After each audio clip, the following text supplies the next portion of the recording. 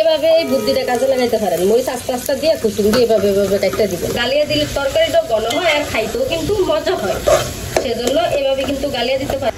আবার ভিডিও করে রান্নাও করি, কি যে কষ্ট হইতে আছে তা আমার দামি বুঝতে। আর আমি কিন্তু হালকা পরিমাণে একটু ঝোল রাখছি। আসসালামু আলাইকুম, সবাই কেমন আছেন? আশা করি সবাই ভালো আছেন। এই যে এখানে পোয়া মাছ আমি কিন্তু হলুদ লবণ মাখা রাখছি, এগুলো আমি এখন বাইজা নিবো। আর এখানে টমেটো কেটে রাখছি, এই যে অনেকগুলো পেঁয়াজ কেটে রাখছি, সাথে কিন্তু কাঁচামরিচ আছে। এই যে এই পেঁয়াজ আর টমেটো দিয়ে এই মাছটা আমি বুনা করব। আর ভাজার জন্য ওই যে কড়াইতে কিন্তু তেল বসিয়ে দিছি, তেলটা এখনো গরম হয় না। গরম যদি হয় তাইলে কিন্তু আমি আমার মাছটা দিয়ে ভাজবো। তেলটা আমার গরম হয়ে গেছে, ওই দেখেন ধুমা উঠতেছে। এখন আমি মাছগুলো আমার দিয়ে দিব।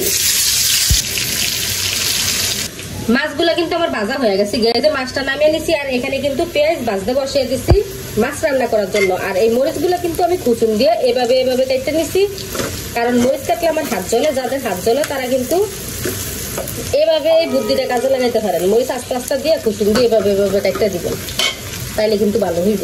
পেঁয়াজ কিন্তু ভাজা ভাজা হয়ে গেছে, এখন আমি দিয়ে দিব টমেটো। এখন হলুদ লবণ মরিচের গুঁড়া এগুলো দিয়ে দিব। আর এখানে কিন্তু আমি কোনো মশলা ব্যবহার করবো না, হলুদ লবণ মরিচের গুঁড়া সবই কিন্তু দিয়ে দিছি। এখন কিন্তু অল্প পরিমাণে একটু পানি দিয়ে দিব টমেটোটা কষানোর জন্য।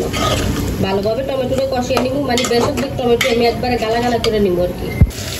যারা টমেটো আস্তা খাইতে পছন্দ করেন না তারা কিন্তু এভাবে একটু গালা গালা করে দিতে পারেন, কারণ অনেকেই আছে টমেটোটা কিন্তু আস্তে আস্তে পছন্দ করে না। একটু গালিয়া দিলে তরকারিটা ঘন হয় আর খাইতেও কিন্তু মজা হয়, সেজন্য এভাবে কিন্তু গালিয়া দিতে পারেন। আমি কিন্তু বেশিরভাগই টমেটো রান্না করলে গালিয়া দিই, কারণ আমাদের ঘরে আমার ভাই পছন্দ করে না টমেটোটা, সেজন্য গালা গালা করে দেই, তখন কিন্তু তরকারিটাও মজা লাগে।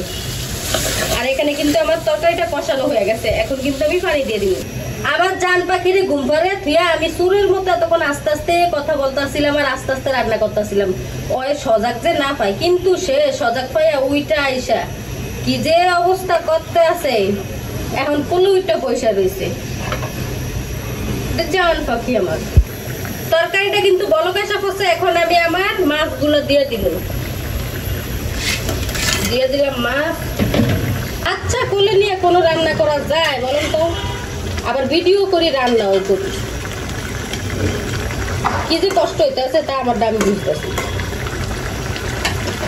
পোয়া মাছ বুনাটা কিন্তু আমার হয়ে গেছে। আর বুনা জিনিস কিন্তু খুব তাড়াতাড়ি হয়, কিন্তু একটু কষ্টজনক হয়েছে যে আমার জান পাখির জন্য। সেগুলো থেকে ওইটা একটু বিরক্ত করছিল, বলেছিল, কিন্তু বুনাটা খুব তাড়াতাড়ি রান্না হয়ে গেছে। এই যে রান্নাটা কিন্তু আমার শেষ। এদিক দিয়ে বাইরে চাদর চাদর বলতেছে, বিছানার চাদর।